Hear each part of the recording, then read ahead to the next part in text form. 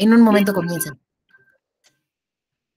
Listo, muchísimas gracias. Muy buenas tardes. Bienvenidas, bienvenidos, bienvenides a nuestra segunda sesión del módulo sobre los derechos políticos de las personas de la comunidad LGBTI.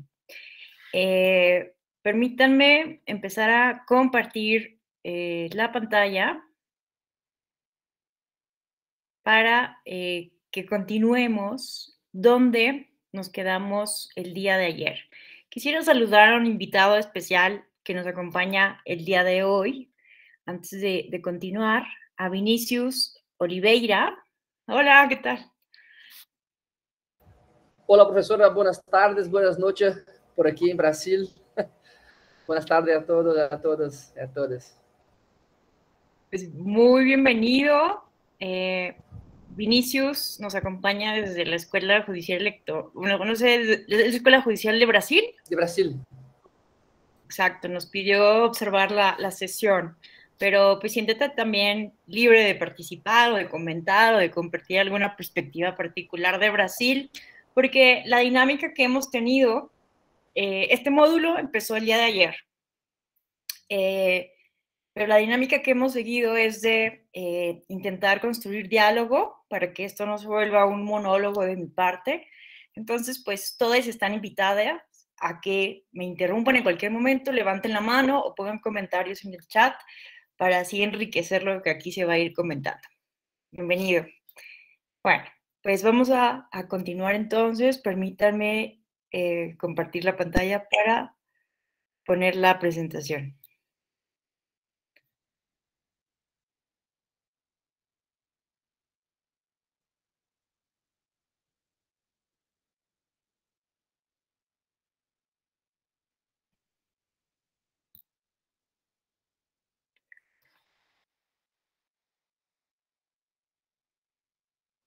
Bueno, pues recapitulando, ¿verdad? Ayer empezamos con lo básico. Vamos a recapitular rápidamente. Ayer empezamos con lo básico, ¿no? Estábamos definiendo, recordando qué significan las siglas LGBTI.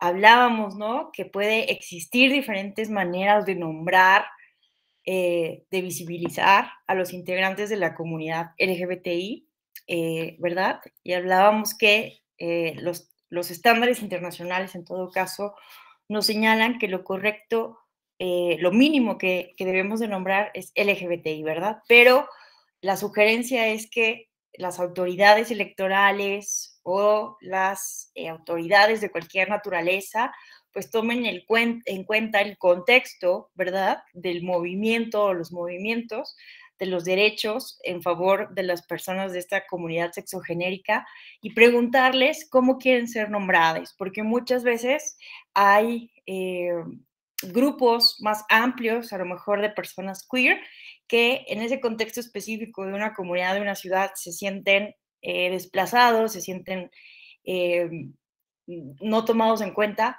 por las políticas que se emprenden en la materia. Entonces, depende del contexto. Es muy importante ser sensibles al contexto. Hablábamos también, ¿verdad?, de la diferencia, entonces, de estas dos categorías conceptuales que en el Tribunal Electoral del Poder Judicial de la Federación han sido indispensables para analizar y resolver los casos que han llegado a su conocimiento, ¿no? La categoría sexo, decíamos que hace referencia a las características biológicas que determinan anatómicamente lo que significa ser hombre y mujer, mientras que el género son entonces las construcciones sociales, culturales, que históricamente han ido construyendo ideas y estereotipos de lo que significa ser hombre, de lo que significa ser mujer, de lo femenino y lo masculino. Pero entonces dijimos que estos estereotipos, estas concepciones de lo femenino y lo masculino no representan verdades unitarias, ¿verdad? La categoría sexo, como lo afirmó el doctor Moni, que el doctor Moni veíamos ayer que fue quien acuñó el término género, ¿verdad? En los estudios psiquiátricos, psicológicos que él realizaba, nos recuerda que el sexo entonces no es una categoría única, entrañable, ¿verdad? Entonces, hablábamos acerca de los estereotipos, que los estereotipos en términos generales no son algo negativo per se, pero que se vuelven peligrosos y negativos y es necesario estarlos cuestionando permanentemente porque pueden poner en riesgo el ejercicio pleno de los derechos políticos, bueno, los derechos humanos en general, pero pues en nuestra área de especialidad son los derechos políticos, ¿no? Entonces veíamos una serie de estereotipos que pueden ser ofensivos, violentos y que en la práctica han llegado a impedir el ejercicio pleno de los derechos humanos, ¿no? También veíamos estereotipos que imponen cargas excesivas a cierto grupo de la sociedad. Hicimos este ejercicio, ¿verdad?, para pensar en los estereotipos históricos que se han ido formando en torno a los roles de género y cómo entonces la idea, el objetivo de estas sesiones que hemos tenido de la democracia inclusiva como un concepto que se busca promover desde la democracia electoral mexicana, pues es de construirnos, ¿no? De construirnos en torno a estas categorías sexo, género, revisarlas y cuestionar estos estereotipos. Vimos también un pequeño video, ¿verdad? Para ilustrar a mayor detalle cómo estos estereotipos, a pesar de que han sido formados, creados a lo largo de la historia, en la actualidad siguen permeando, ¿no? Lo que en un momento determinado consideramos que deben hacer las mujeres y lo que deben hacer los hombres. Entonces, también hablábamos, ¿no? De qué significa la palabra cisgénero, qué significa ser una mujer cisgénero, un hombre cisgénero, y qué significa ser entonces un hombre transgénero o una mujer transgénero, ¿verdad? Entonces, esto lo revisamos ayer porque es bien importante entonces para cuestionar la ideología pues dominante en las sociedades contemporáneas occidentales acerca de la cisnormatividad, en donde, ¿verdad? Imaginándonos esta línea morada que veíamos en la sesión sobre discapacidad, determina el privilegio o la opresión, represión que pueden sufrir ciertos grupos sociales. Y bueno, aquí nos quedamos el día de ayer, estábamos explorando entonces algunas de las teorías que desde la psiquiatría, la psicología y la sexología, ¿verdad? Nos ayudan han ayudado a contribuir y a cuestionar estos estereotipos y concepciones de cisnormatividad. Hola, Juan Ignacio, muy buenas tardes, te escuchamos. Hola, sí, es que solamente quería comentar algo que se me quedó ayer en el tintero cuando estábamos hablando de las teorías. Creo que también debe quedar en la discusión lo que hemos visto de estas personas que buscan que dentro de la comunidad de la diversidad sexual se reconozca, ellos argumentan, la atracción hacia personas menores de edad como una orientación sexual. Creo que eso también nos faltó dialogarlo democráticamente, ¿no?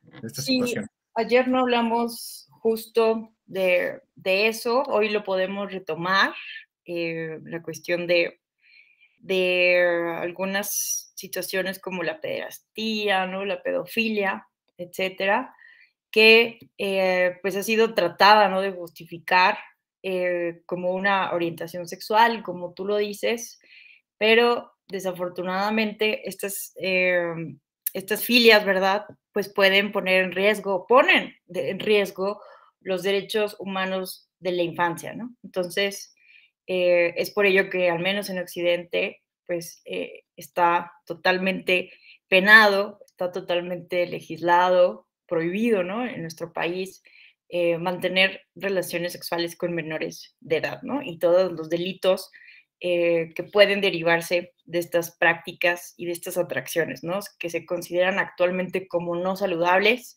como pues algo fuera del parámetro, ¿no? De lo óptimo en torno a los derechos humanos de todas las personas y su sexualidad.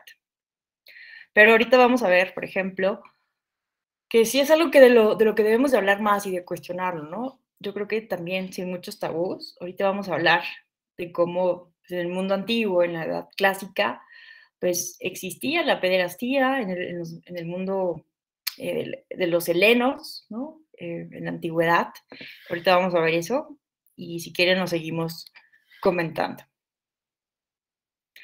Bueno, entonces, pues hablamos, ¿no?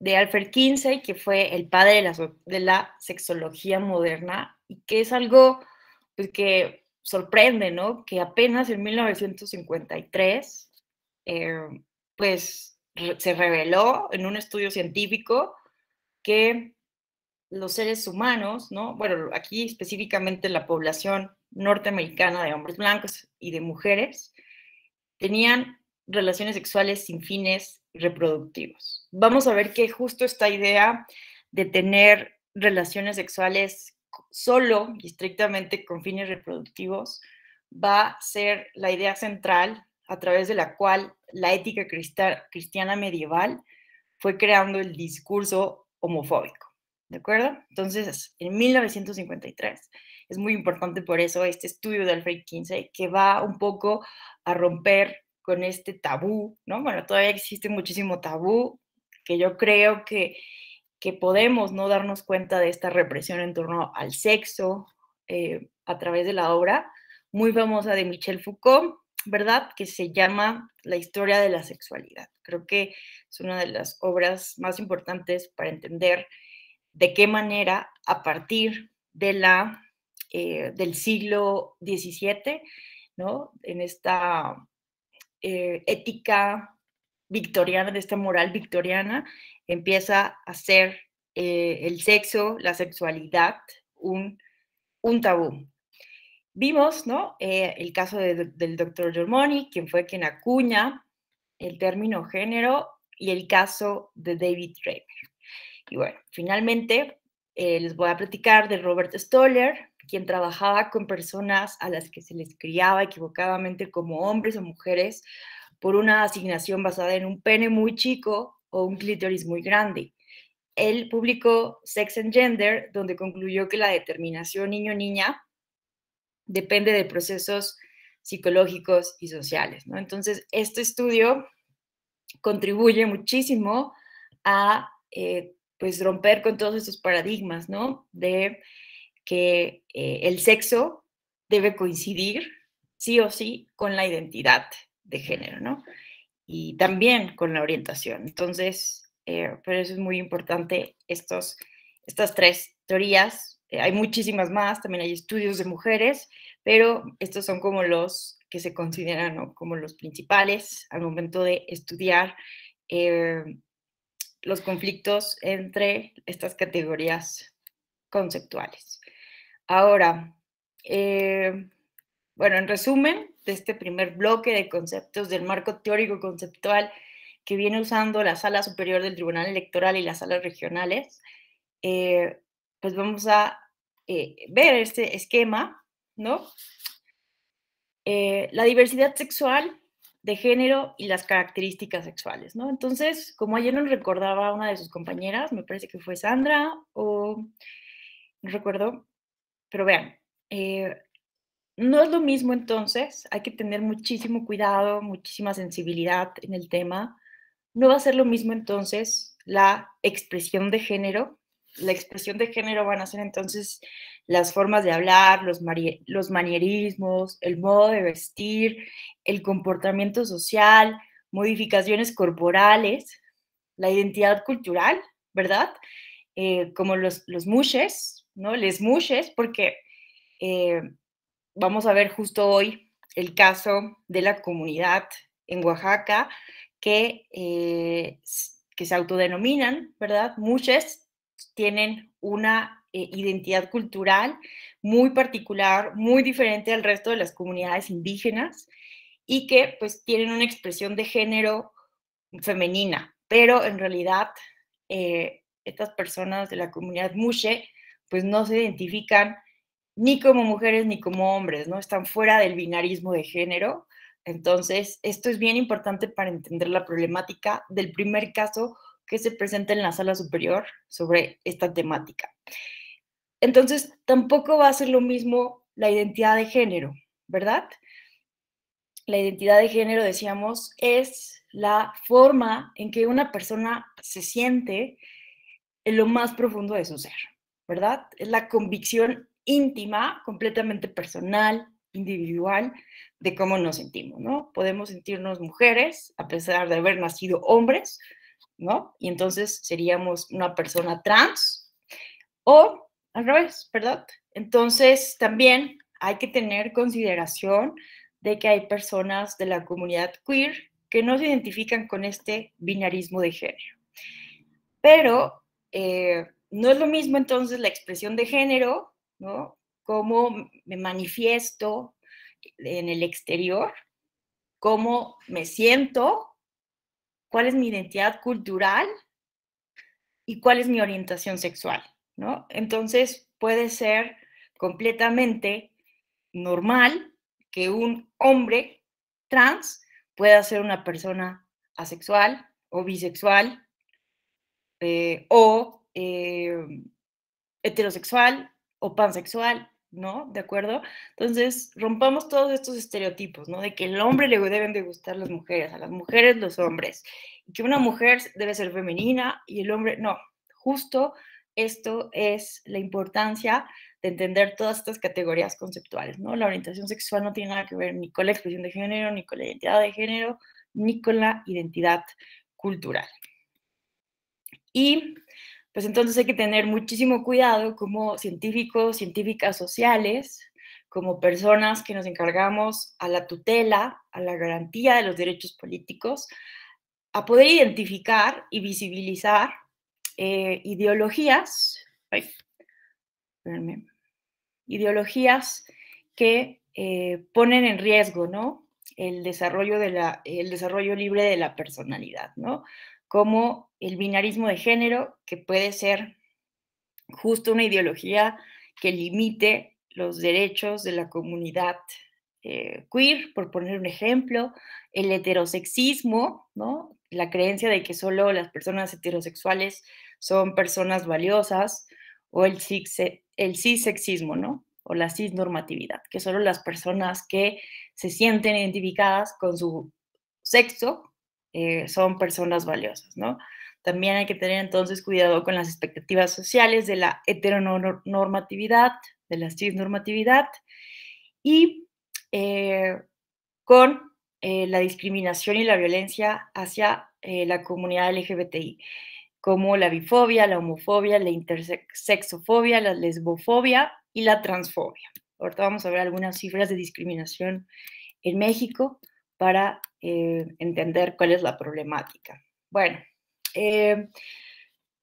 con eso cerramos esta primera parte, ¿no? Del marco teórico conceptual. Vamos a pasar ahora a hablar un poco de la creación, de la generación del movimiento LGBTI, para poder irnos introduciendo entonces en la politicidad de esta comunidad. Vamos a hacer un breve recuento histórico, simplemente muy referencial, con una brocha gorda vamos a tratar de pintar un poco algunas consideraciones importantes a tener en cuenta, ¿no? Ayer decíamos que cualquier orientación sexual distinta a la heterosexual o cualquier identidad de género diferente, ¿no? A la cisnormatividad, no es una moda, no es algo que se haya inventado un grupo social, mucho menos es una enfermedad. Ayer nos recordaba Luis Fernando, ¿verdad? Que en la década de los 90 se retira la homosexualidad como una enfermedad del catálogo de la Organización Mundial de la Salud. Y entonces, pues vale la pena entender algo bien importante, que la diversidad sexual y la diversidad sexogenérica existen desde siempre, ¿no?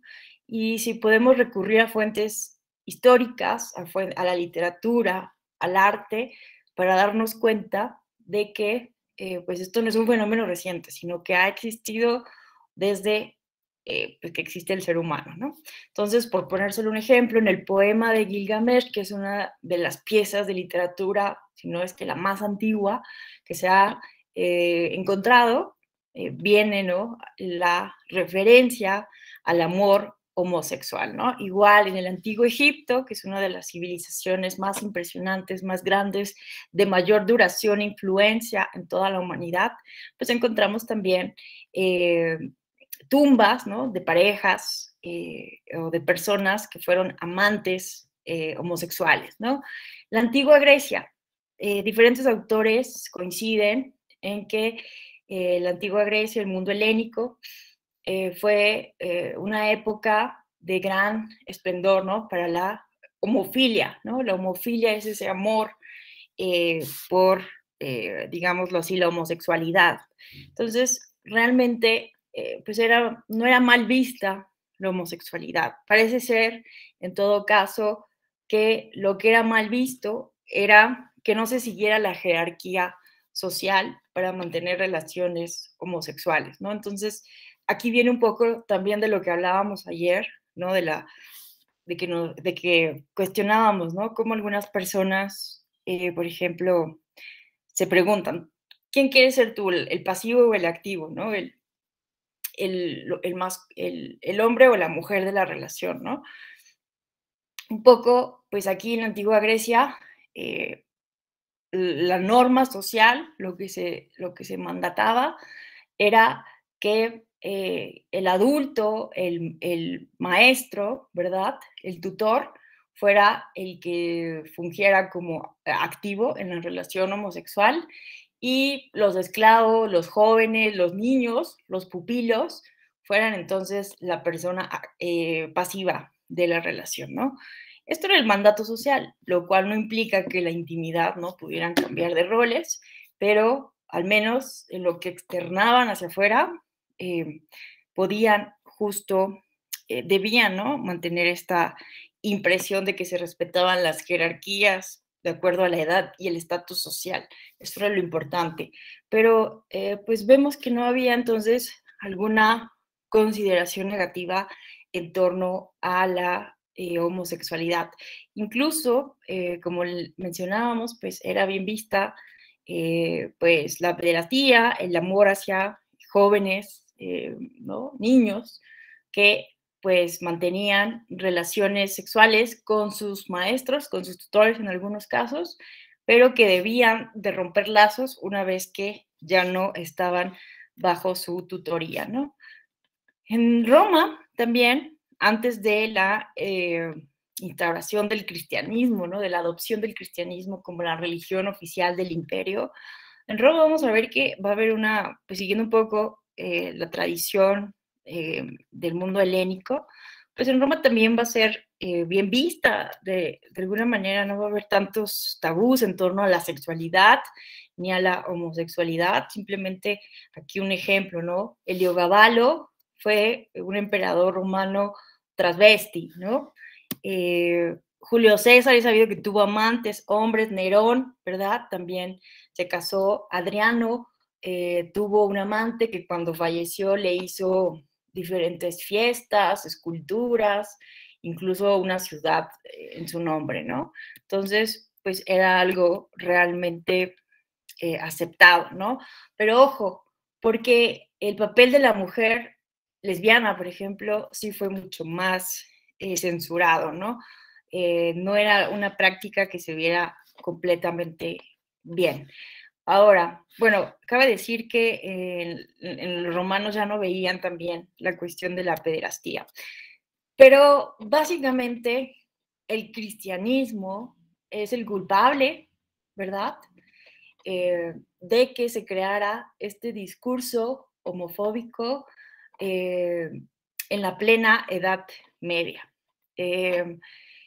Antes de esto, pues hubo, o sea, nada de lo que estoy diciendo es completamente lineal, ¿no? Ni exclusivo. Pudo haber momentos, hay autores que consideran que hubo momentos o épocas doradas desde a partir del siglo V al siglo X, después de Cristo. En fin, hay diferentes discusiones entre los estudios medievales y los estudios sobre la sodomía, porque en la antigüedad pues, no se le llamaba como tal la homosexualidad, sino que se hablaba de la sodomía y otras prácticas sexuales, pero lo importante aquí a entender es que es a partir de la religión, pero la interpretación de los textos bíblicos, ¿no? Principalmente a partir de lo que escribe Pablo de Tarso, ¿verdad? Los Corintios, porque los primeros evangelios no hacen referencias negativas a la homosexualidad hasta el autor cristiano Pablo de Tarso. Entonces, el cristianismo primitivo sí tiene cierta carga negativa hacia la homosexualidad, pero sobre todo es a partir de las ideas de San Agustín y Santo Tomás que se va a considerar la homosexualidad contra natura, y entonces se empieza a crear toda una teología y una ética cristiana en donde lo importante es la salvación del alma. Se considera que la sexualidad, el placer, es contrario a la salvación del alma. Los autores medievales sostienen que esto se debe a la cercanía de esta época de la Alta Edad Media con la escuela estoica, ¿verdad? En donde pues viene un pensamiento de austeridad, de muchísima privación de los placeres, ¿no? Porque todo esto es contrario a la felicidad y la salvación del ser humano, entre otras cosas, pero empieza entonces a desarrollarse la idea de que las relaciones sexuales deben ser solamente para procrear. Además, debe haber un lugar único para, ¿no? Un lugar único por el cual se debe de realizar el coito, ¿no? Que es a través de la penetración en una vagina. Todo lo demás, ¿no? Es completamente pecaminoso, inmoral, y además pues empiezan a publicarse, ¿no? Diferentes, a través de diferentes concilios, ¿verdad? De la iglesia, diferentes manifiestos de cómo debe ser la sexualidad, ¿no? Incluso los médicos de la Edad Media empiezan a desarrollar diferentes recetas para hacer el coito saludable, influenciados justo por el cristianismo, ¿no? Incluso pues se pensaba que el hombre tenía que estar arriba de la mujer como señal de dominación, la mujer acostada, ¿no? Y sin disfrutar, ¿no? Se tenía que hacer con la luz apagada, sin observar los cuerpos, igual, ¿no? Había diferentes reglas, solamente se podían tener relaciones sexuales los lunes y los jueves, porque el domingo era día santo, el sábado pues estábamos a las vísperas del domingo, un montón de ideas, ¿no? Que se empiezan a desarrollar durante la Edad Media, en donde todo esto se vuelve un sistema represivo, tabú, ¿no? Y entonces pues viene durante la época de las monarquías absolutistas, ¿verdad? El perseguimiento, las primeras leyes que pues empiezan a penalizar las prácticas diferentes de la pareja conyugal, ¿verdad? Heterosexual. Entonces, pues empezamos a ver castigos como pues la quema, ¿verdad? En la hoguera de las personas homosexuales. Y durante este tiempo, pues era una de las penas más horribles porque para los cristianos, igual, te morías rápido porque el humo te intoxicaba, pero el miedo de no tener cuerpo para la resurrección era un castigo terrible, ¿no? Entonces morir quemado y morir con cenizas, bueno, hacer cenizas de tu cuerpo te impedía la resurrección, ¿no?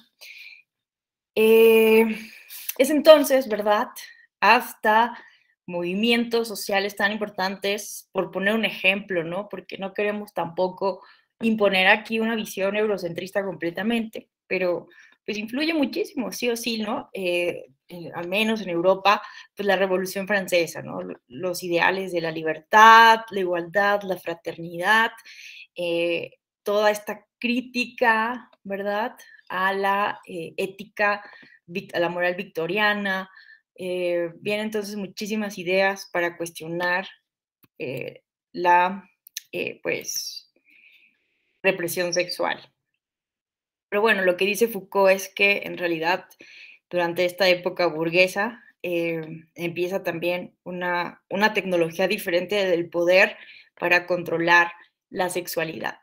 por eso les recomiendo muchísimo leer este texto de Foucault sobre historia de la sexualidad, que son 3 tomos, si no me equivoco, donde desarrolla bien interesantemente la historia de la sexualidad humana. Y bueno, entonces, si bien en este contexto, ya en el siglo XIX, nos fuimos bien rápido, ¿verdad? Pero les dije que iba a ser solo una pintada, ¿verdad? Porque no es posible irnos a profundidad. Pero si bien todas estas, la ilustración, el renacimiento, el auge de la ciencia, el positivismo científico, tienen algo positivo que fue ir dejando poco a poco de lado las ideas religiosas en torno a lo negativo de la homosexualidad, pues en realidad pues la ciencia no contribuyó muchísimo a superar el estigma en torno a la homosexualidad. Vamos a ver que la ciencia consideraba que la homosexualidad era una enfermedad, y entonces vamos a observar durante todo el siglo XIX y XX una gran cantidad de prejuicios que llevan a los científicos a realizar electroshocks, terapias de electrochoques, lobotomías, ¿no? Abrían el cerebro para quitar según partes del cerebro, que era lo que provocaba, según esto, la enfermedad de la homosexualidad. En fin, una gran cantidad de atrocidades en contra del cuerpo del ser humano, ¿no?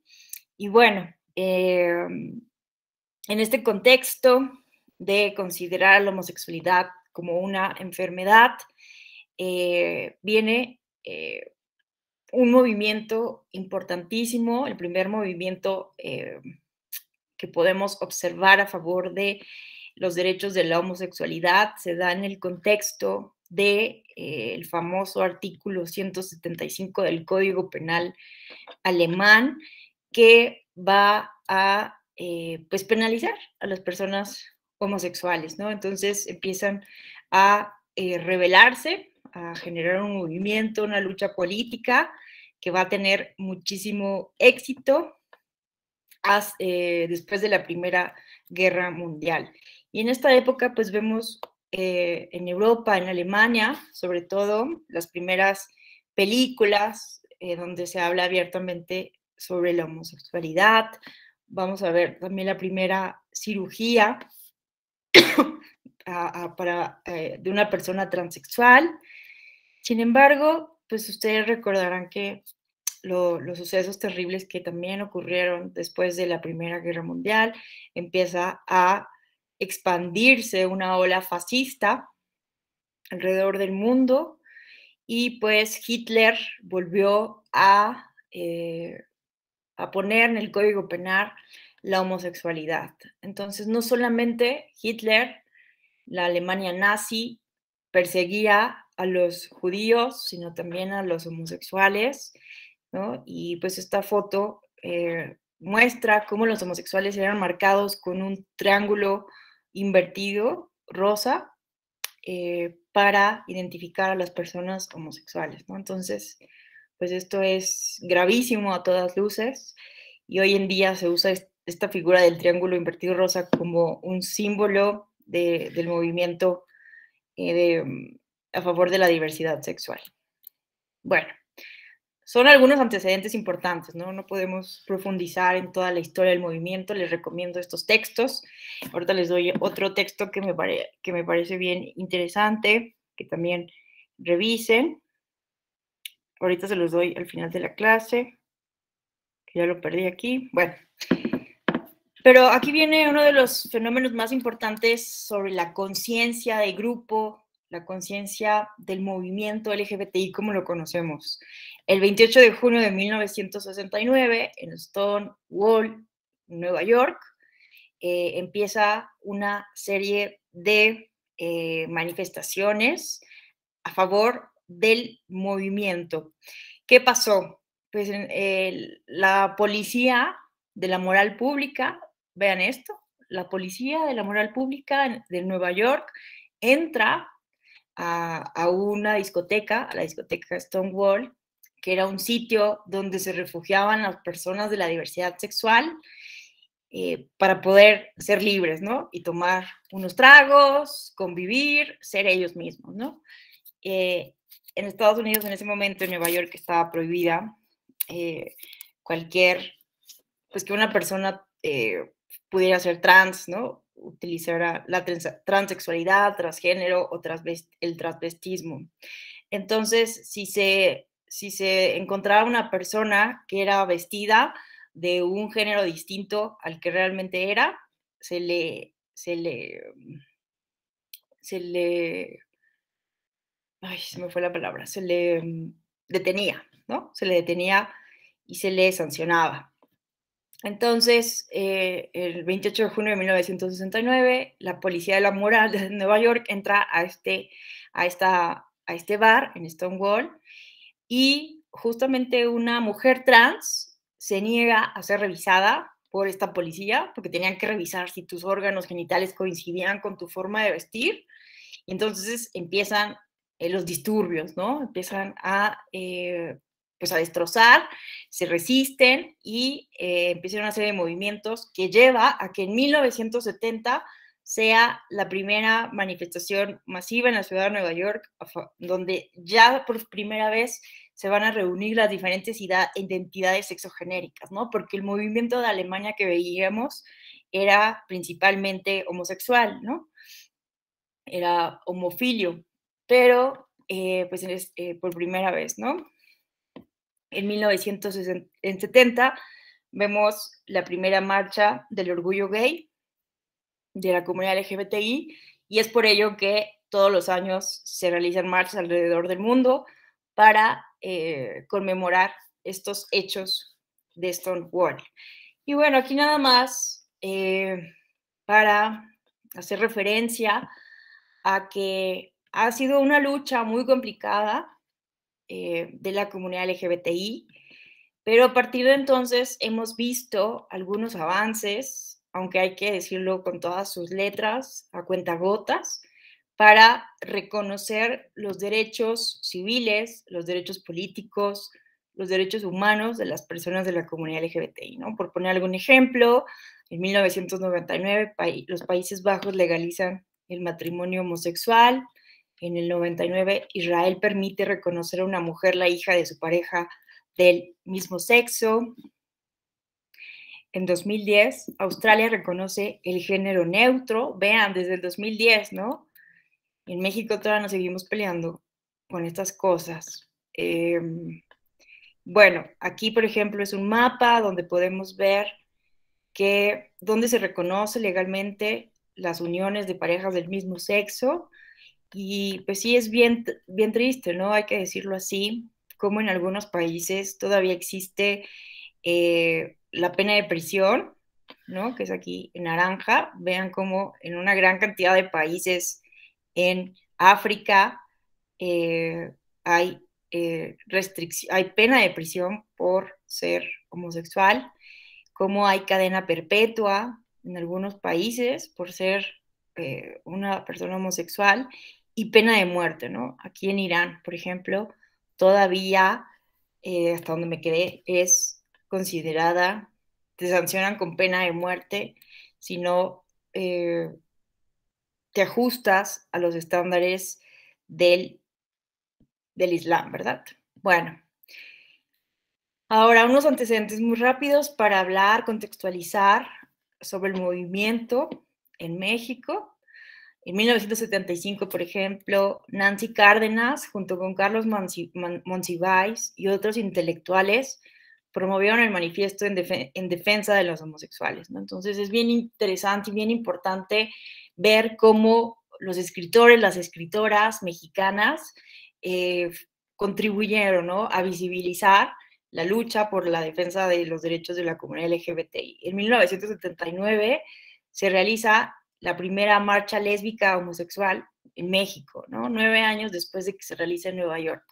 La homosexualidad, bueno, esto fue en 1990, como lo veíamos ayer, fue descartada como enfermedad por la OMS el 17 de mayo de 1990. O sea, que no tengamos lugar a dudas, la homosexualidad no es una enfermedad, ¿no? por favor. Eso es como algo básico que me gustaría que se nos quedara grabado de estas 2 sesiones, ¿no? Que lo entendiéramos, que lo socializáramos, porque desafortunadamente, pues todavía hay mucha ignorancia y desinformación sobre el tema. En 1997, Patricia Jiménez fue electa primera diputada reconocida como lesbiana, ¿no? Entonces, esto es un avance bien importante, ¿no? Para la época en la que estábamos todavía apenas sin transición democrática y que ya se reconociera una mujer lesbiana que pudiera salir del closet, ¿no? Por decirlo de alguna manera, siendo diputada. Y pues otra fecha importante, en 2007 se llevó a cabo la primera unión civil entre 2 parejas del mismo sexo, y de 2015, pues es la jurisprudencia, ¿verdad?, de la Suprema Corte de Justicia de la Nación, que considera constitucional la unión civil entre parejas del mismo sexo, ¿verdad? Y por ende es inconstitucional que no se reconozca este derecho, que se restrinja en todas las entidades del país. Y bueno, eso es un poco. Ahora vamos a hablar en torno a la discriminación. Los principios de Yogyakarta, vamos a ver que es un instrumento de derecho internacional en donde expertos en esta temática se reunieron en Yogyakarta justo para establecer los principios y establecer directrices y líneas de acción para que los estados parte del sistema internacional de los derechos humanos interpreten los tratados internacionales de derechos humanos a favor de las personas de la comunidad LGBTI. Entonces vean que el principio 2 de Yogyakarta nos recuerda que la discriminación por motivos de orientación sexual o identidad de género incluye toda distinción, exclusión, restricción o preferencia basada en la orientación sexual o la identidad de género que tenga por objeto o por resultado la anulación o el menoscabo del reconocimiento, goce o ejercicio en igualdad de condiciones de los derechos humanos y las libertades fundamentales. Me parece vital que en esta definición pongamos atención en que dice tenga por objeto o por resultado. Muchas veces en el derecho electoral es bien difícil poder probar que un acto o una omisión de una autoridad tuvo una motivación específica de discriminación. Pero cuando no podamos probar eso, basta con que el resultado sea la anulación o el menoscabo del reconocimiento, goce o ejercicio de los derechos políticos, ¿no? Y esto también es bien importante tenerlo en cuenta, sobre todo en el tema de la violencia política contra las mujeres en razón de género, ¿verdad? Que muchas veces, pues no es posible probar tal cual, ¿no? Que es por motivos de género la violencia, pero podemos ver que el resultado sí puede perjudicar de manera desproporcionada a las mujeres y que tiene además el resultado de anular derechos políticos. Bueno,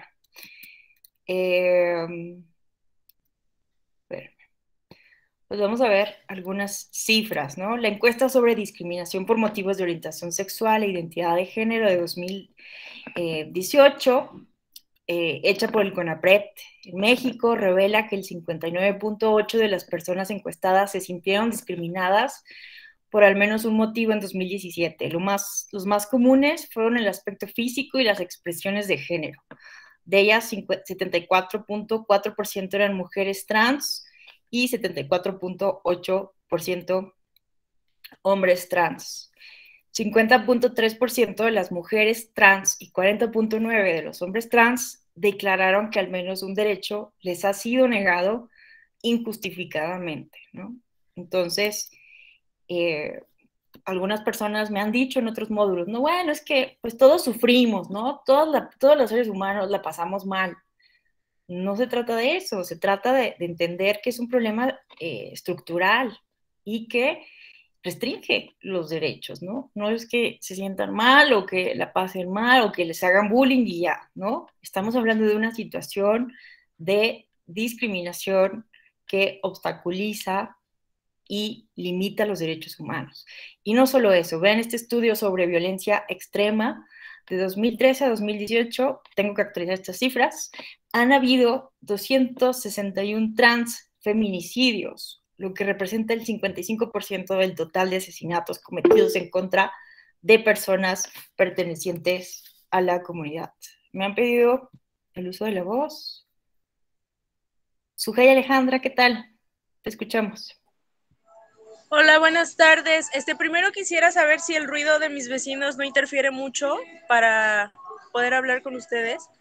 Bueno, en esta última diapositiva que nos presenta, me llama mucho la atención el término de transfeminicidio, ¿no? Se entiende obviamente que hablamos de homicidio pues a personas transgénero, pero ahí creo que hace unos días me surgió la duda justo por una nota de aquí de Veracruz, donde mataron a un transexual.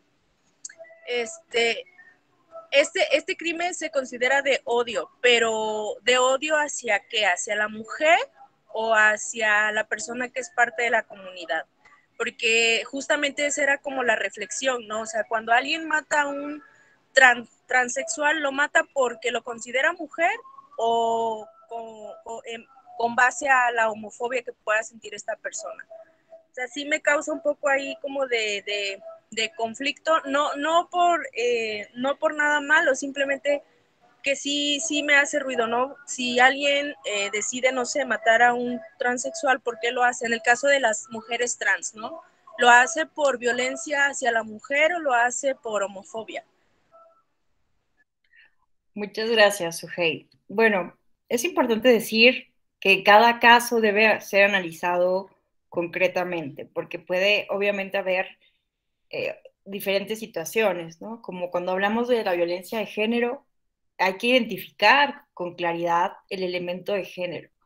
Sin embargo, siguiendo estándares internacionales, se debe partir como una línea de investigación, ¿no? De presumir que se le está asesinando por justo homofobia, ¿no? Por una transfobia, como los feminicidios, ¿no? Que lo correcto es asumir de entrada que se está pues haciendo un delito de odio por el simple hecho de ser mujer, y entonces corresponde, ¿no?, a las autoridades analizar el caso y justo pues encontrar este elemento de género. También en el periodismo, los estándares internacionales nos sugieren que cuando hay un asesinato de un periodista, se parta como una primera línea de investigación que se le asesina por el hecho de ser periodista, ¿verdad? Esto es justo para tener un especial cuidado y reforzar la debida diligencia que se debe de tener en estos casos, ¿no? Obviamente puede haber otras razones detrás, ¿no? Como algún conflicto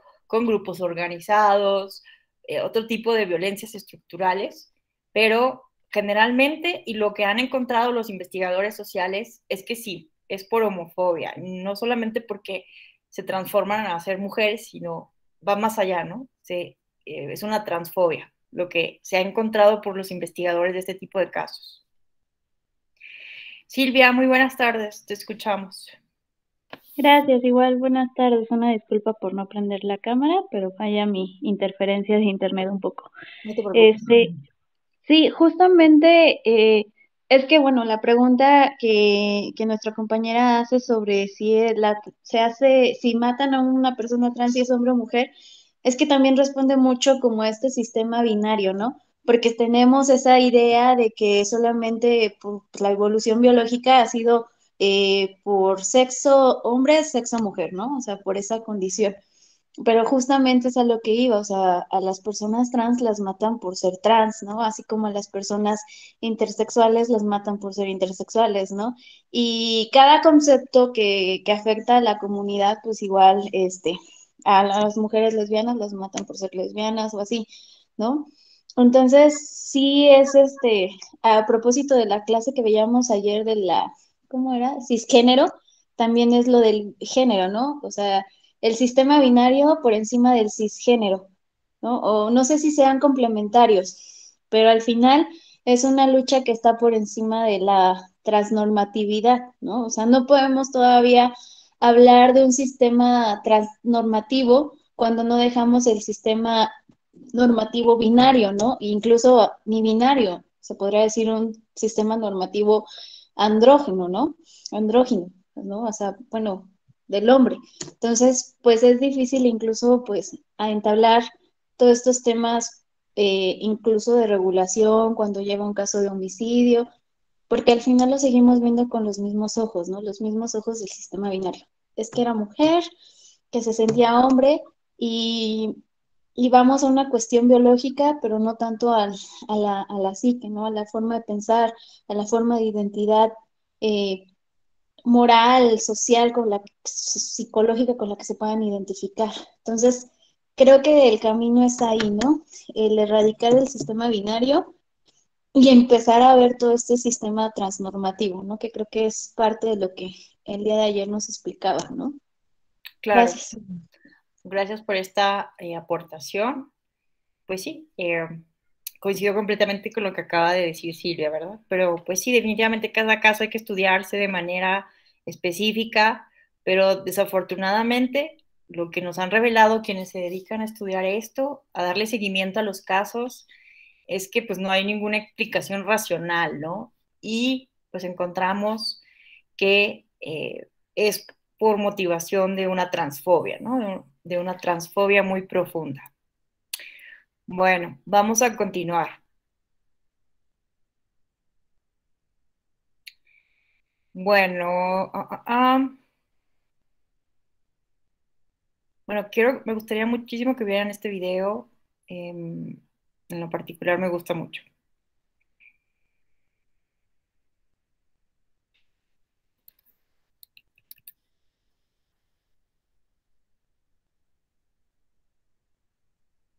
Hiya. All right, I'm good. How are you? I'm James, I'm 33, I work in an office. I'm Teddy. I'm 28, and I work in an office. Twins. Office buddies. Yay! I'm a graduate actor, first year maths student at Warwick. I'm a support worker. I'm a support worker. I am a singer, and I'm a singer and an actress. Pick up one brick if you've ever felt judged by colleagues in a workplace. Gonna go for it. Pick up 2 bricks if you've ever had to hide who you really are in order to be successful in a job.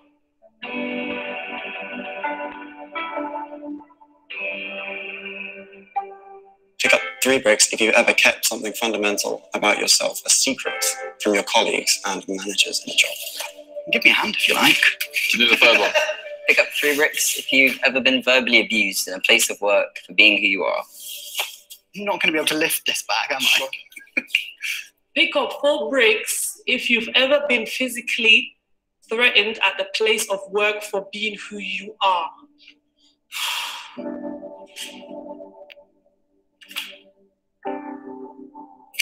Feels like a heavy burden to carry. Pick up your bag if you identify as heterosexual and cisgender.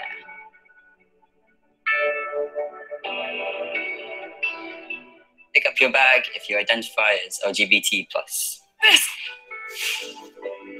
Considerably heavier. and 37% are not out at all to their direct colleagues in their first jobs. No one should have to carry that burden. Drop the discrimination. We are all equal. That was quite an eye-opener. Quite shocked by some of the stats I saw. I thought I was informed about this kind of thing, and it turns out I'm not, which is kind of disappointing. It became a situation where I was scared to go to work. And people just wanted to make you feel like you didn't want to be there. Smashing a cup on the floor because I was bisexual.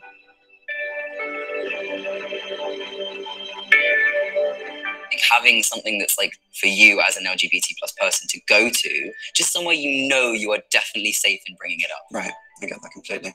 And it's an ongoing education in a way. It is, it really is. But it's nice meeting you. Nice meeting you.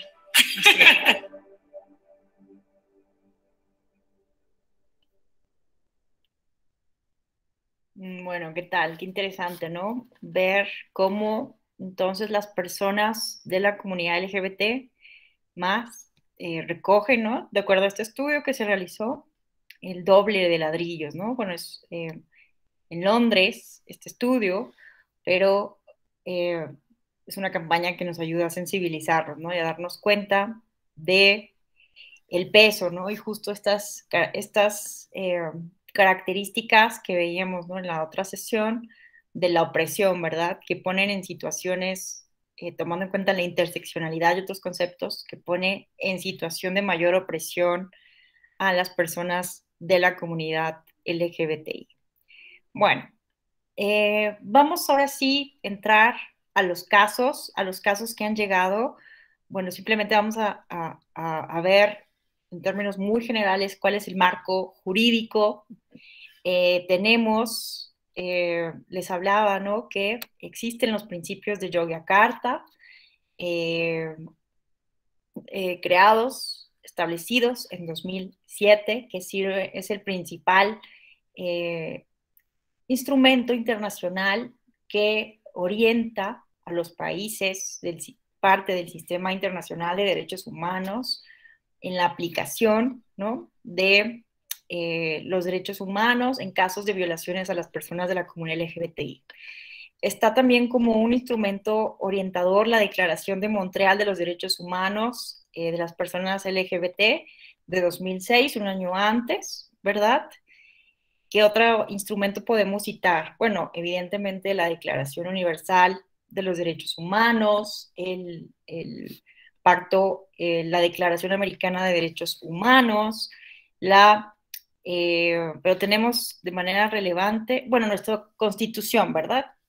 Si nos queda lugar a dudas sobre la aplicación o no de estas convenciones internacionales, de estos instrumentos de derecho internacional, pues no se nos olvide lo que dice el artículo primero constitucional, ¿no? El artículo desde 2011 impone a las autoridades de todo el Estado mexicano la obligación de promover, respetar, proteger y garantizar los derechos humanos y prohíbe toda discriminación motivada, entre otras categorías sospechosas, ¿verdad?, por el género o la orientación sexual, ¿verdad? Tenemos también, existe el protocolo de actuación para quienes imparten justicia en materia de casos que involucren la orientación sexual o la identidad de género. Este protocolo, además del protocolo para atender los casos de violencia de género de la Suprema Corte de Justicia de la Nación, son instrumentos muy valiosos que explican todas estas categorías conceptuales que hemos venido desarrollando, pero sobre todo orienta a los impartidores de justicia para resolver estos casos con una perspectiva de derechos humanos. Tenemos también la resolución de la OEA sobre derechos humanos, orientación sexual e identidad de género de 2018 y me parece también relevante mencionar la opinión consultiva 24 de 2007 de la Organización de Estados Americanos. La Corte Interamericana de Derechos Humanos reiteró su jurisprudencia en el sentido de que la orientación sexual y la identidad de género son categorías protegidas por la Convención Americana y que el cambio de nombre, la adecuación de la imagen y la rectificación del sexo o género en documentos es un derecho protegido por la Convención, ¿verdad? Esto es bien importante para que ahorita discutamos sobre lo de la autoadscripción, ¿verdad?, para los casos de las acciones afirmativas de la comunidad LGBTI.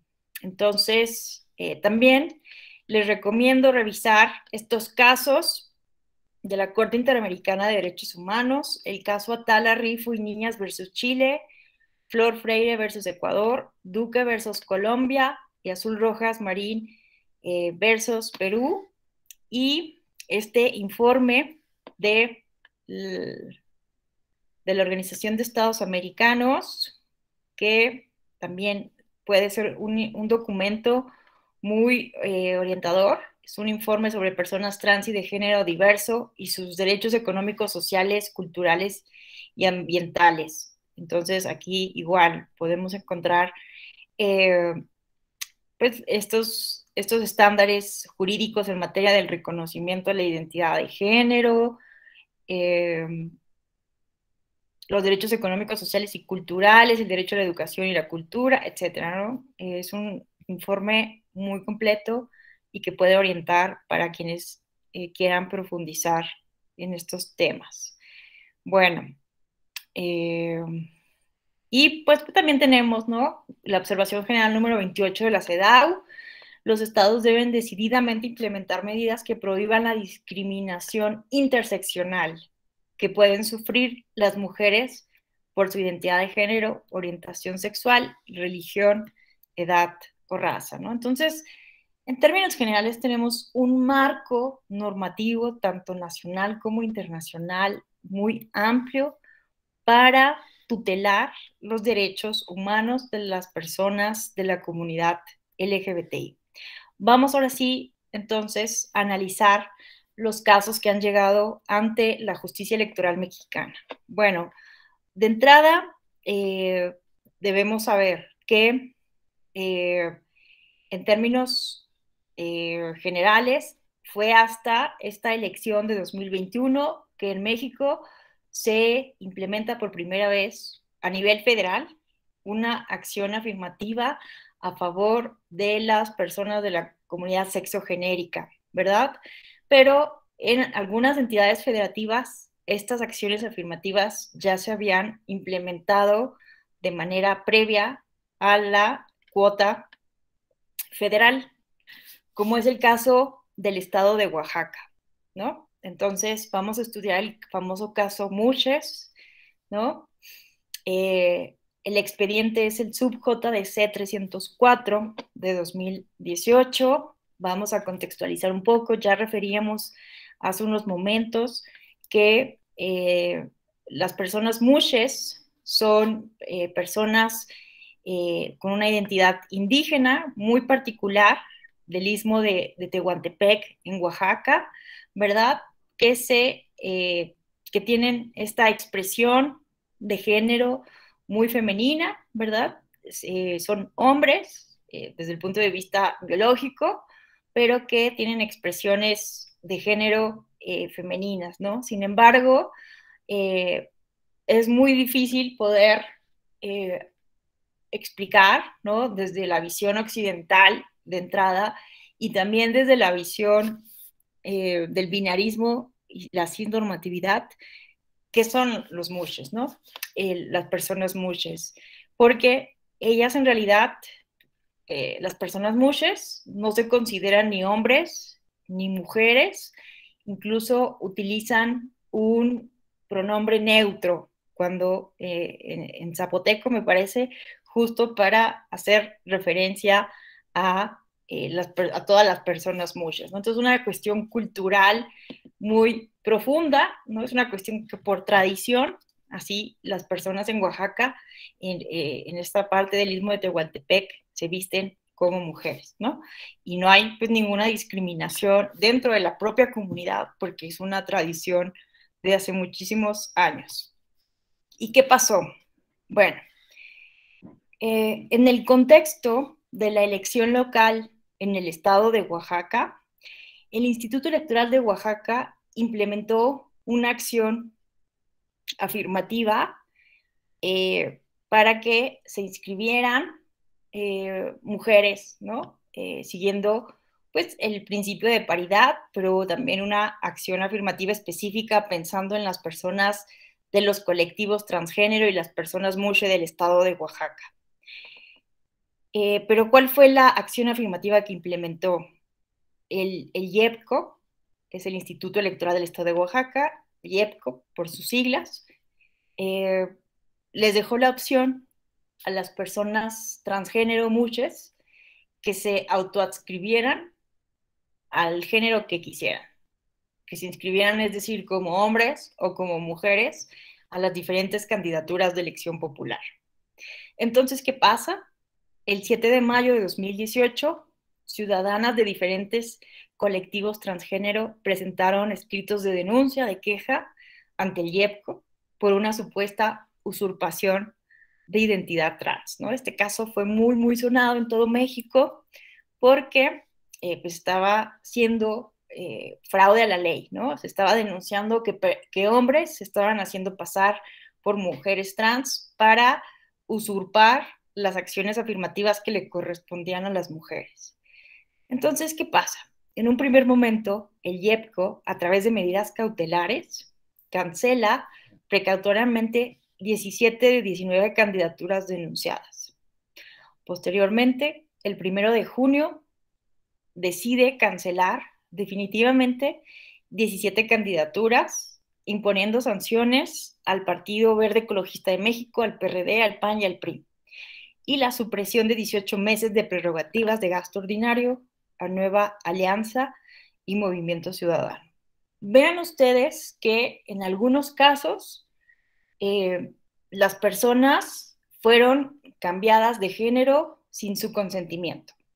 El partido político cambió el género de las personas sin su consentimiento para registrarlas como mujeres. Pero en otros casos, las personas afirmaban ser mujeres y no hombres, como en un inicio se habían registrado. ¿De acuerdo? Eso es importante tenerlo en cuenta. ¿Cuál era la litis o el problema jurídico a resolver? En primer lugar, algo que no es tan relevante discutir en el contexto de nuestro módulo, si era el procedimiento ordinario sancionador la vía correcta para resolver, porque pues era la propia autoridad electoral administrativa la que estaba cancelando y sancionando a los partidos políticos a través de un acto que la misma autoridad administrativa había emitido, ¿no? Eso es un problema procesal, pues que no viene al caso muchísimo que nos pongamos a discutirlo. Pero el problema principal era si debía subsistir las candidaturas denunciadas, y aquí viene lo interesante, dado que el único requisito era la autoadscripción de género, ¿no? La ley, bueno, los lineamientos emitidos por el Instituto Electoral de Oaxaca decían que únicamente se pedía para inscribir a las personas trans con la autoadscripción simple. Es decir, yo me identifico como mujer, regístrame como mujer. No exigían los lineamientos algún requisito. Entonces la pregunta jurídica era, ¿debían subsistir estas candidaturas por un supuesto robo de identidad cuando la única prueba es el dicho de las personas, yo soy mujer? Entonces estamos ante un problema jurídico importante.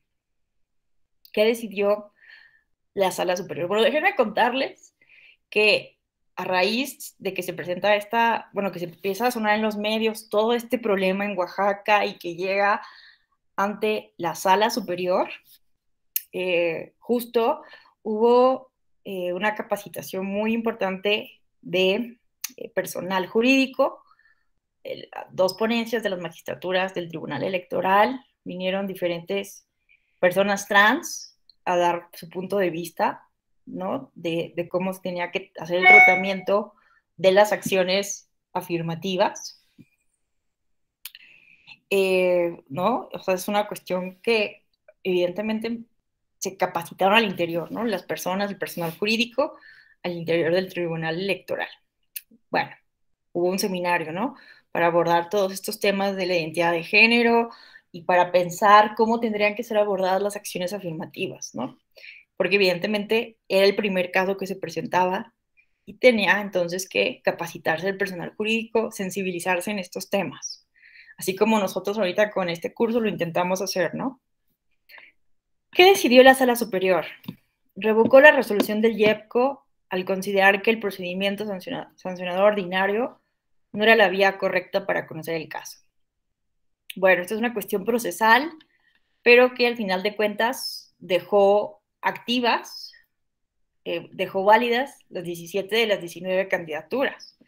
Entonces, la Sala Superior, en plenitud de jurisdicción, revocó el registro de 17 de las 19 candidaturas denunciadas. ¿Cuál fue el razonamiento de la Sala Superior para anular, ¿no? Cancelar el registro de 17 candidaturas? Es bien importante recordar que no hubo una unanimidad. Hubo muchísima discusión y incluso, ¿no? Algunas organizaciones de los derechos de la comunidad LGBTI estaban inconformes con la decisión no estaban felices con la decisión de la sala superior. Vamos a ver la posición mayoritaria y ustedes ahorita me dan su punto de vista. ¿Qué pasó? Bueno, la sala superior, la posición mayoritaria, la mayoría de los magistrados y magistradas electorales estimaron que el único criterio válido para el registro de candidaturas de personas trans o mushes, de acuerdo a los lineamientos emitidos por el IEPCO, era el de la autoadscripción. Se consideró, acorde a los estándares internacionales de derechos humanos, que solicitar alguna clase de autoadscripción calificada, ¿no? Alguna clase de exigir algún requisito, un documento para comprobar la identidad de género, podría ser una medida desproporcionada e invasora, que establecería criterios arbitrarios sobre el demostrar ser mujer trans. Vimos en el módulo pasado que para acceder a una acción afirmativa por discapacidad se requiere un certificado médico, ¿no? En donde pues, se compruebe que se tiene una discapacidad permanente. Pero en el caso, vean ustedes, de la identidad de género, la sala superior consideró que esto es una medida, exigir, ¿no? Un cambio, un documento que demuestre el cambio de identidad de género, es una medida desproporcionada e invasora que establecería criterios sobre el demostrar ser mujer trans. Pero entonces, ¿cómo cancelaron las 17 candidaturas? ¿Con qué razonamiento? Se estimó que las 17 manifestaciones de identidad estaban viciadas, porque en un inicio se habían identificado como hombres, estas personas, y no fue hasta que la autoridad electoral hizo el requerimiento de cumplimiento del principio de paridad que se hicieron pasar por mujeres trans, ¿no? Ese fue el argumento. Algunas personas han considerado que esto es un argumento muy endeble y contradictorio, pero esto fue lo que se pudo argumentar desde la posición mayoritaria, que la identidad de género estuvo viciada. En un inicio dijeron, soy hombre, y fue hasta que la autoridad dijo, oye, no estás cumpliendo con la paridad, que dicen, no es cierto, soy mujer, ¿no? Entonces, por eso es que, a ver, ya veo aquí manos levantadas. Muy bien, ya va a haber debate. Sujei y Alejandra, te escuchamos. Sí, ahorita que mencionaba eso de cómo cambió, ¿no? De cómo primero se dijeron hombres y después mujeres, era lo que comentaba en otro módulo, la situación aquí en Veracruz, ¿no? Hace poquito, cuando empezó todo esto de la representación proporcional aquí en el Congreso de Veracruz, uno de los diputados que al inicio se declara abiertamente homosexual, y creo que de ahí parte la diferencia, ¿no? Ahorita lo que comentaba, que nada más era como que la parte de hombre o mujer, pero sin meter sexualidad, ¿no? En este caso llama la atención, ¿por qué? Porque al principio él decía, soy homosexual, ¿no? Cuando empieza todo este relajo de la representación proporcional, resulta que una de las personas que iba a entrar a por esta vía ya no alcanzaba lugar. ¿Cuál es la figura que ellos utilizaron? Pues bueno, esta persona homosexual se declara no binaria.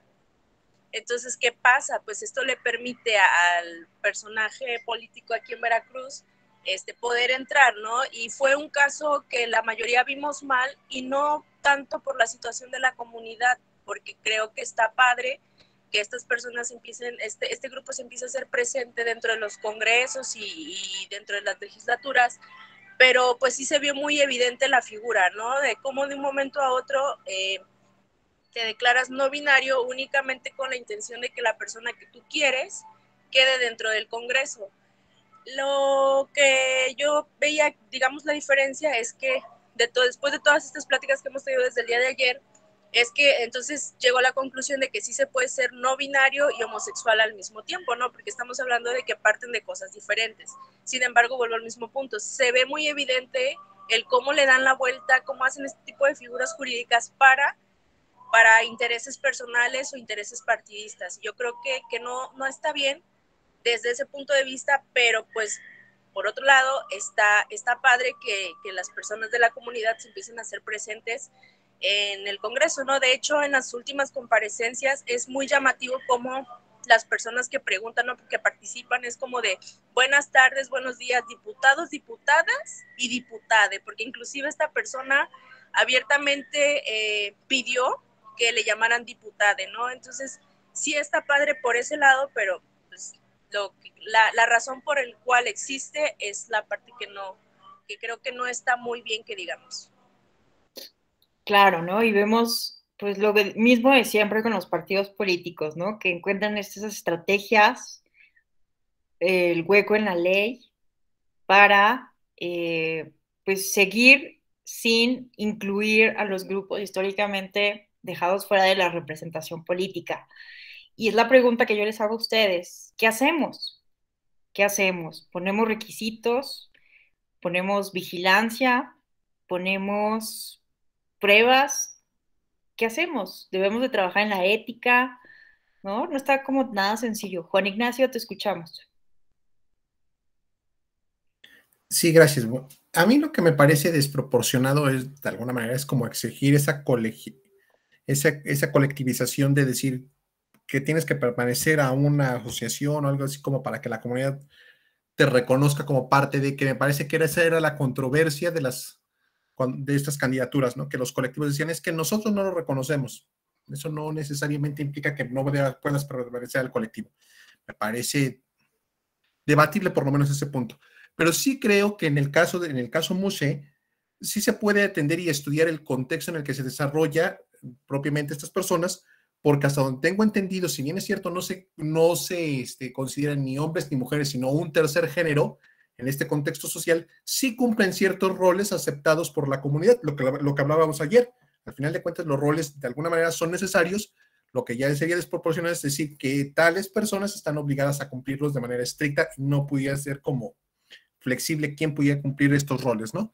Y incluso me parece que la Iglesia Católica en Juchitán les ha abierto una célula para poder ingresar a esta comunidad de alguna manera. Entonces creo que eso sí se puede atender para ver si alguien puede o no beneficiarse de esta acción afirmativa. Muchísimas gracias, Juan Ignacio. Sí, justo lo que mencionas era parte de las exigencias de los colectivos, que no se pidiera una autoadscripción simple, ¿no? Sino una autoadscripción calificada, que igual, ¿no? Igual que no se pidieran requisitos, ¿no? Documentos de identidad, sino que al menos la comunidad LGBTI validara, ¿no? Pero pues esto se puede volver bien problemático en una ciudad grande como la Ciudad de México, ¿no? En donde no necesariamente pues, las personas de la comunidad LGBT, bueno, las personas de una identidad sexogenérica diversa pertenecen a un colectivo, muchas están peleadas entre los propios colectivos, puede ser complejo. Pero tienes razón en el sentido de que en la comunidad Mushe, pues tienen un sentido comunitario distinto a la individualidad occidental. Entonces, a lo mejor desde ahí sí se puede validar que pertenecen a la comunidad. Sin embargo, a mí me parece, no sé qué piensen ustedes, que el error tal vez vino desde la acción afirmativa del Instituto Electoral de Oaxaca, que trató de encasillar a los mushes o en mujeres o en hombres. Tal vez lo correcto hubiera sido poner una tercera casilla no binaria, ¿no? Como una acción afirmativa no binaria. No sé qué ustedes qué opinen. Vamos a escuchar a Miguel Ángel Israel Santoyo. Muchas gracias, maestra. Muy buenas tardes a todas y todos. Bueno, comentar que el Instituto Estatal Electoral de Baja California Sur, del cual formo parte, impulsó la acción afirmativa dirigida a la comunidad LGBTIQ+ en el pasado proceso electoral 2020-2021. El 12 de octubre de 2020 se aprobaron diversas acciones afirmativas enfocadas a los distintos grupos en situación de desventaja social. En aquel momento me tocó presentar ante el Consejo General la propuesta precisamente de que se incluyera a la comunidad LGBTIQ+. No se aceptó, no pasó, y fue hasta enero de 2021 cuando empezamos el acercamiento, bueno, desde un poquito antes, pero ya formalmente desde enero de 2021, el acercamiento con los distintos colectivos empezamos a realizar algunos conversatorios, algunos eventos para sensibilizar. Incluso les comparto que existía mucho temor de parte de los colectivos de que se transmitieran a través de las redes sociales institucionales y a través de YouTube por las probables agresiones que pudieran surgir en contra de quienes participaran en dichos eventos. El tema se fue trabajando, se realizaron algunas consultas con algunos otros institutos estatales electorales que ya previamente habían implementado la acción afirmativa o que estaban en vías de, y contamos también con mucho el apoyo del Tribunal Estatal Electoral de Aguascalientes, que bueno, ellos digamos son punta de lanza en el tema de la acción afirmativa en dicha entidad, y le empezaron también a impulsar en conjunto en otros estados. Comentarles que cuando se llevó el tema, reunión de trabajo por parte, bueno, de la Comisión de Partidos Políticos, Registro de Prerrogativas, que en aquel momento estaba presidiendo, hubo mucha resistencia de las fuerzas políticas. No querían que el tema pasara, y al interior de consejeras y consejeros, pues también había cierta duda, cierto escepticismo, porque indicaban que no había datos suficientes, que esto requería un mayor análisis y que mejor esperáramos hasta el siguiente proceso local electoral para efecto de contar con los números estadísticos de cuántas personas LGBTIQ+ estaban residiendo en Baja California Sur. Y pues bueno, contar con cifras precisas. Francamente, pues bueno, ahí lo que les comenté, que la invisibilidad es parte precisamente de la violencia sistemática que vive este grupo en situación de desventaja, y que aplazar 3 años más esta situación, pues constituiría un elemento más de violencia institucional que se estaría perpetrando. El asunto, pues bueno, llegó hasta Consejo General. Sí, incluso previo a presentarlo al órgano superior de dirección, había muchas dudas de cómo se iba a votar, porque algunos consejeros, consejeras, pues prácticamente no hablaban, no hablaban para respaldar la propuesta ya estando en la sesión. Y afortunadamente les puedo compartir que salió por unanimidad. Sin embargo, en los eventos posteriores sí se notaba, aún se nota cierta resistencia al interior de la institución, lamentablemente, y estamos trabajando en ello, para los temas enfocados específicamente a la comunidad LGBTIQ+. Realizamos 2 eventos muy significativos para conmemorar el Día del Orgullo, y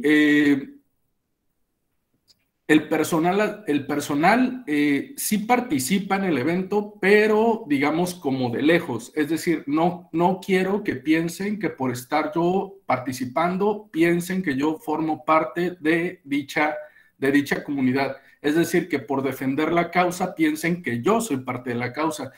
Y por otro lado, también tuvimos un asunto muy interesante que digamos está relacionado con lo que amablemente han comentado mis compañeras que me han antecedido en el uso de la voz, con relación a una persona que se identifica o que se identificó como no binaria, fue registrada por un partido político por acción afirmativa. Dentro del reglamento para el registro de candidaturas indicamos que aquellas personas que se autoadscribieran como no binarias entrarían para el tema de la paridad de género dentro de lo que les corresponde a los hombres, para no afectar al porcentaje de mujeres.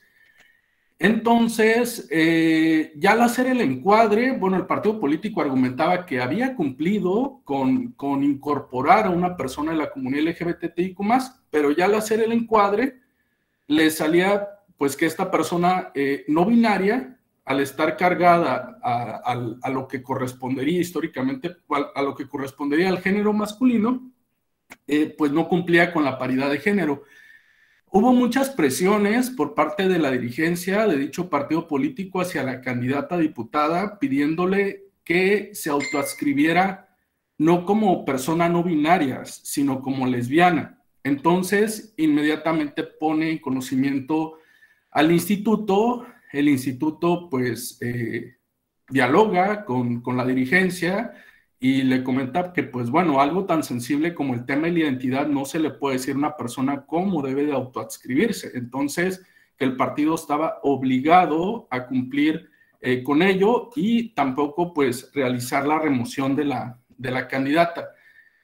El partido político acató, hizo el ajuste, pero en los subsecuentes sí había ciertos indicios de que no se le estaba tratando en igualdad de circunstancias respecto a las demás candidaturas. En este sentido, y bueno, ya no tuvimos tiempo en aquel momento de hacerlo, ahorita es lo que estamos trabajando, es prevenir precisamente la violencia en contra de los distintos grupos en situación de desventaja para que no ocurran estas cosas, porque los partidos políticos pues sí pueden registrar, pero en un momento dado les puedan dar los distritos que pues ya están perdidos o que saben que pues históricamente pues están ahí en situación de desventaja. Tuvimos el caso también de un partido político que pues tanto a nivel nacional como en las distintas entidades, su postura era muy clara en contra del matrimonio igualitario, en contra de la adopción de las personas del mismo sexo, y por cumplir sí registró a una candidata lesbiana. Sin embargo, en los eventos, pues sí ella nos indicaba que pues como que se le dejaba en un segundo plano. Entonces, me parece que falta muchísimo aún por hacer. Claro. Yo la verdad que sí celebro que se realicen este tipo de eventos por parte del Tribunal Electoral. Es cuanto. Wow, Miguel, pues muchas gracias por compartirnos tu experiencia. Te felicito por haber promovido y logrado esta acción afirmativa, de verdad. Qué chido, permítanme la expresión, ¿no? A pesar de la resistencia. Y qué triste, ¿no? Que todavía tengamos tantas resistencias, ¿no? Que las propias autoridades electorales o servidores públicos tengan miedo de mostrar, ¿no? Su participación porque no los vayan a confundir, lo que nos mencionas.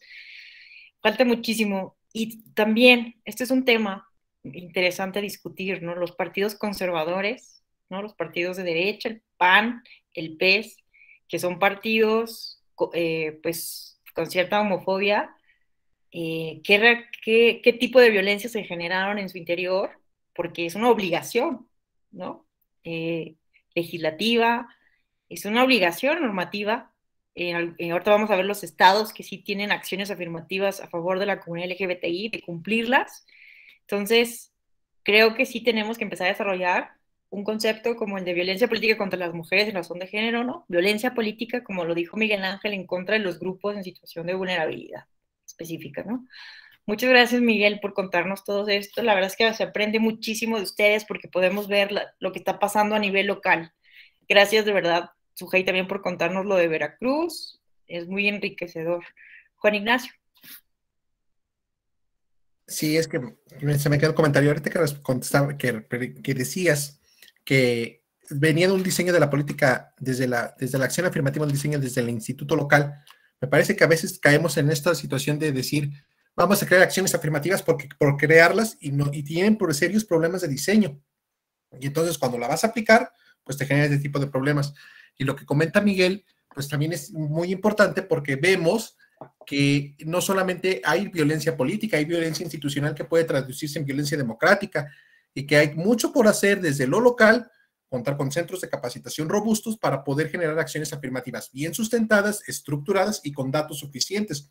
Porque argumentar, es que no tenemos datos. Digo, yo creo que ningún asunto que se pueda sustentar en estadística parte de cero. O sea, creo que ahí es donde se tienen las áreas de oportunidad para modificar este tipo de situaciones y aprender a crear acciones afirmativas, ¿no? Lamentablemente, pocas son las instituciones en este país de capacitación que tienen una solidez suficiente para poder capacitar a todos los funcionarios y funcionarias públicos que necesitan este tipo de sensibilización. Y también creo que debemos replantear un poco la construcción de la representación política, no solo a partir del ser binario, sino a partir de situaciones que reflejen la composición social de este país. Claro, completamente de acuerdo, falta muchísimo por hacer, pero definitivamente no hay que hacer cuidadosamente estas acciones afirmativas, pero sobre todo trabajar en la sociabilidad, la socialización de una cultura de la no discriminación, de la no violencia y de una democracia inclusiva, ¿no? En la Escuela Judicial Electoral, pues sepan que tenemos las puertas abiertas para colaborar con los institutos electorales locales, los tribunales locales, para pues trabajar estos temas de cultura ciudadana y pues trabajar contra la discriminación, ¿no? Entonces, acérquense siempre a nosotros. También vamos a sacar este año un libro sobre las sentencias clave de la justicia electoral inclusiva, donde vamos a resumir y visibilizar las sentencias que desde 2016 a la fecha han sido clave para entender la democracia inclusiva, ¿no? Entonces, también, pues como Juan Ignacio, que ha escrito sobre temas de discapacidad, de las personas con discapacidad en Axis, en el blog de la Escuela Judicial Electoral, pues les invito a todos ustedes a que escriban, ¿no? Igual, yo sé que quienes trabajan en los soples tienen una vida muy, muy compleja, muchísimo trabajo, pero si algún momento Miguel Israel quisiera pues contarnos testimonios o aprendizajes de estas consultas, porque esto es bien importante, ¿no? El diálogo con las personas afectadas por el problema público a resolver, pues son invitadísimos, ya saben, a escribir al blog. Bueno, vamos a ver otros casos, ya vamos a ir cerrando, vamos a ver un poco esto de la acción afirmativa, la cuota arcoíris, que se inaugura en Aguascalientes, como bien lo mencionó Miguel, que son los pioneros de la cuota arcoíris.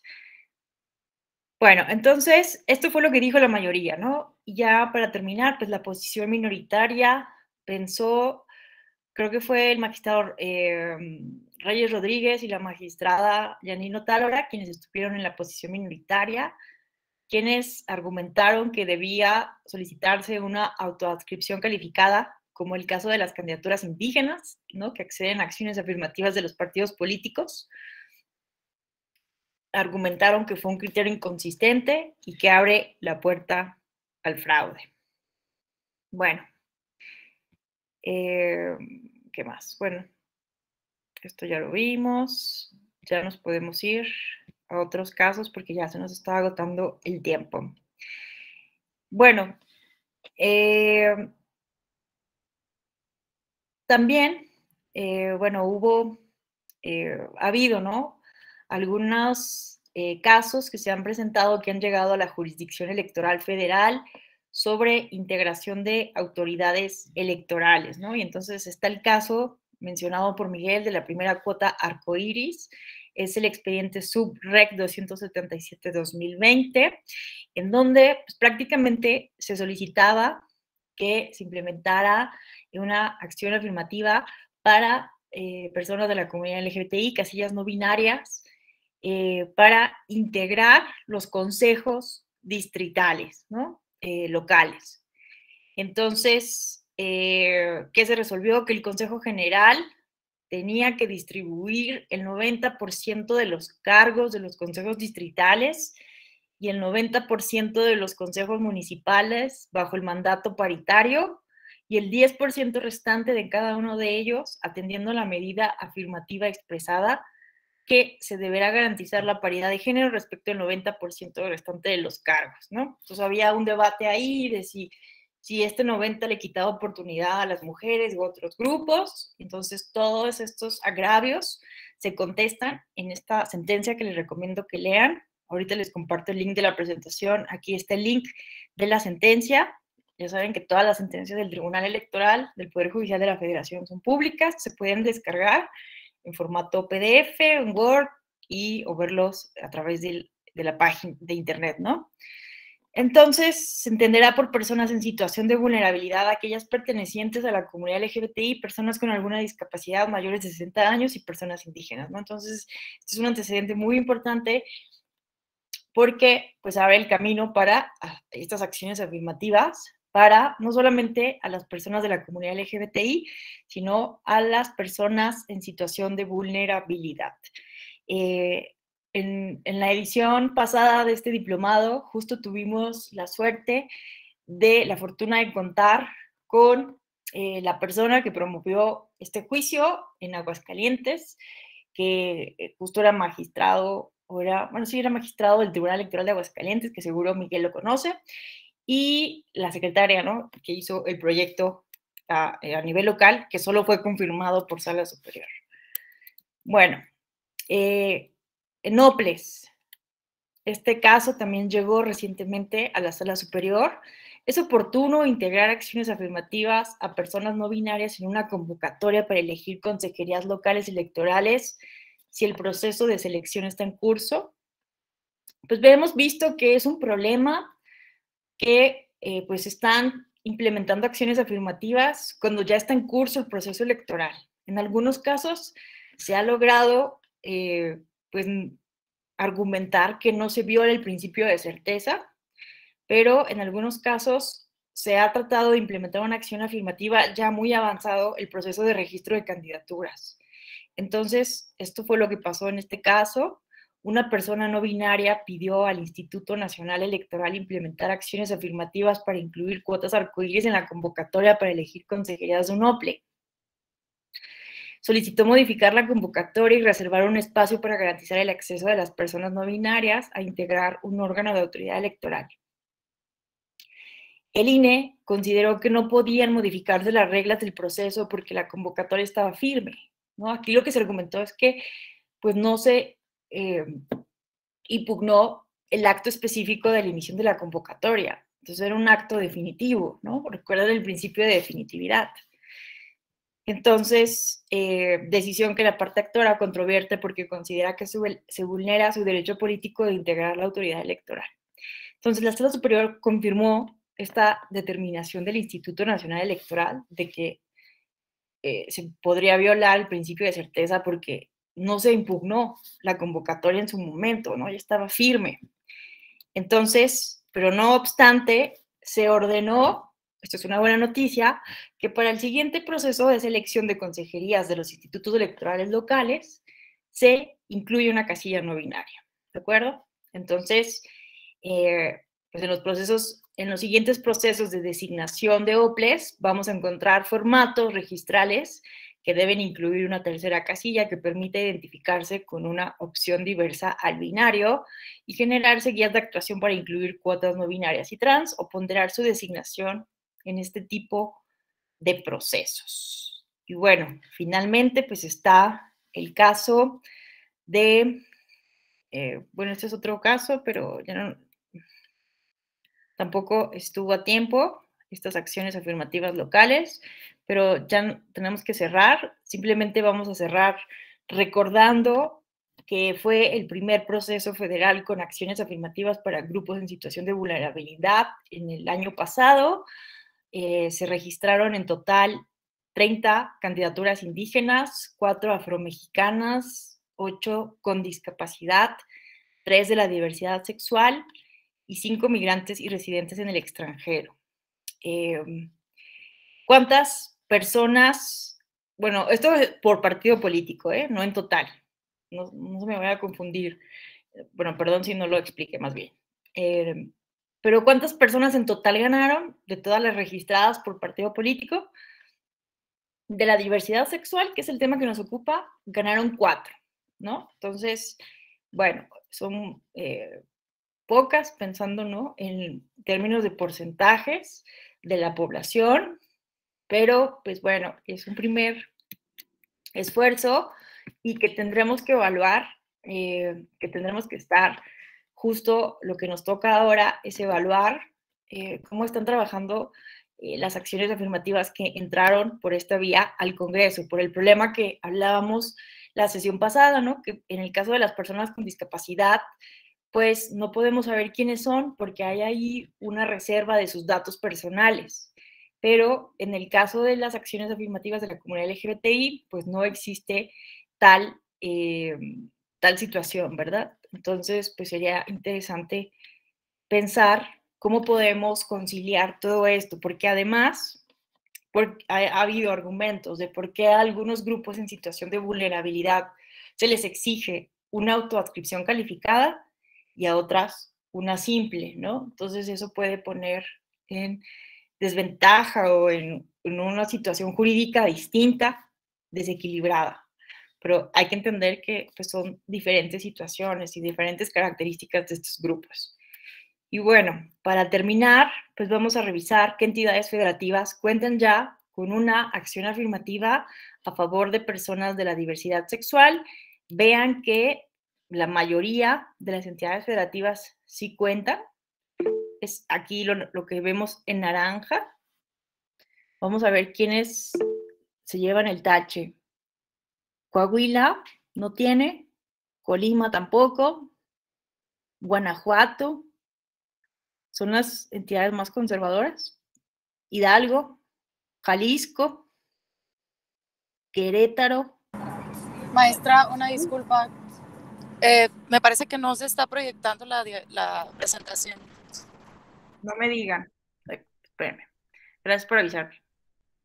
Ahorita mismo la ponemos. Es que como... Ahorita lo pongo. Pensé que sí se estaba viendo. Gracias por avisarme.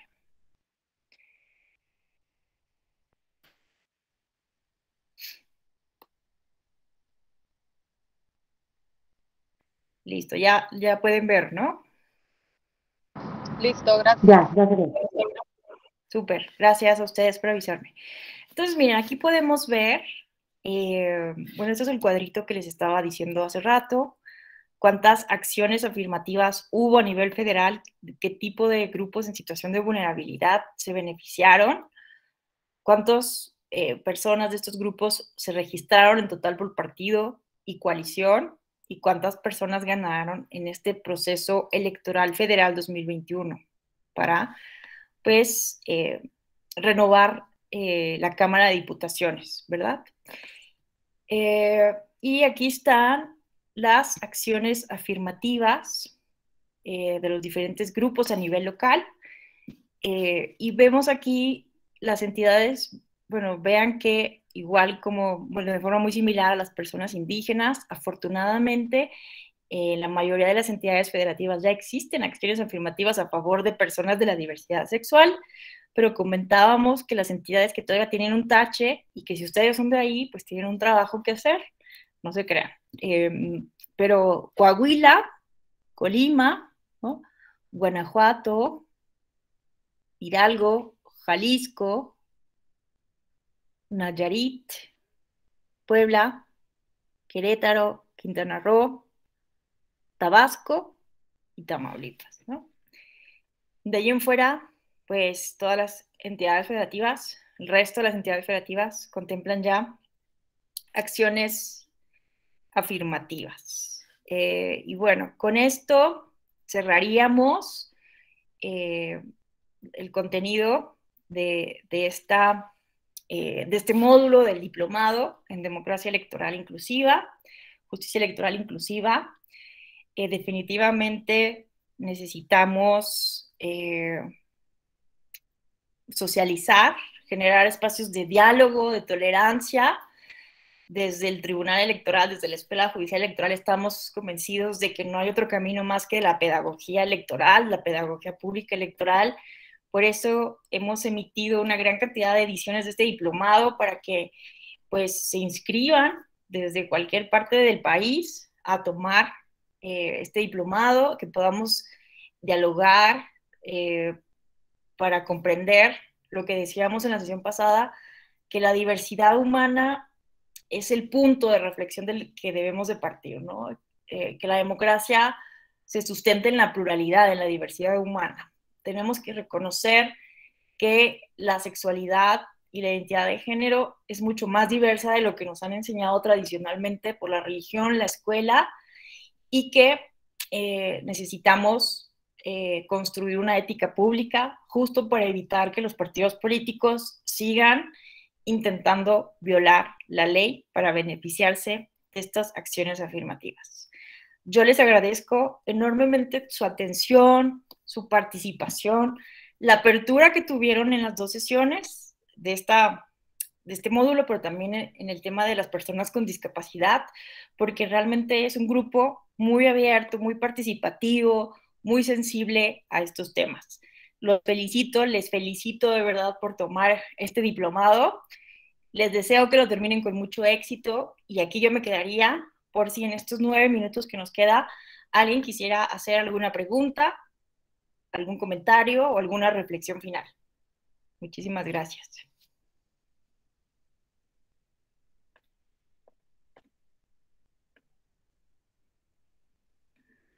Profesora Alejandra, te felicito y agradezco mucho la oportunidad de escucharla y participar de todo eso. Es muy riquísimo, las informaciones hay una comparación, una proximidad de estos problemas con Brasil. Compartimos de estos dolores, estas soluciones que están haciendo en México ahora, y comparto también de la última frase que dije, que la pedagogía electoral es el camino. Muchas gracias a todos y buenas noches. Gracias a ti, Vinicius, por el interés. Ojalá que luego puedas acompañarnos en otras actividades académicas para que nos cuentes a mayor profundidad la visión de Brasil. Estamos en contacto para intercambiar puntos de vista y organizar alguna otra actividad académica. Saludos hasta allá. No sé si alguien más quisiera hacer un comentario, alguna pregunta.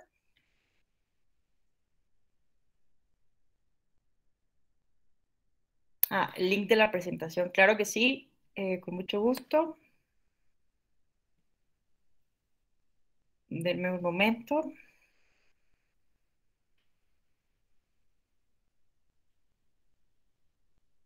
Listo. Los pongo aquí en el chat. Ahora sí, me despido, que tengan una excelente noche y ya saben que estoy a sus órdenes. Ya les dejé mi correo electrónico y mis redes sociales. Gracias. Muchas gracias. Muchas gracias. Nos vemos el día de mañana. Saludos a todos. Gracias, buenas tardes. Gracias, saludos a todos. Gracias, hasta luego.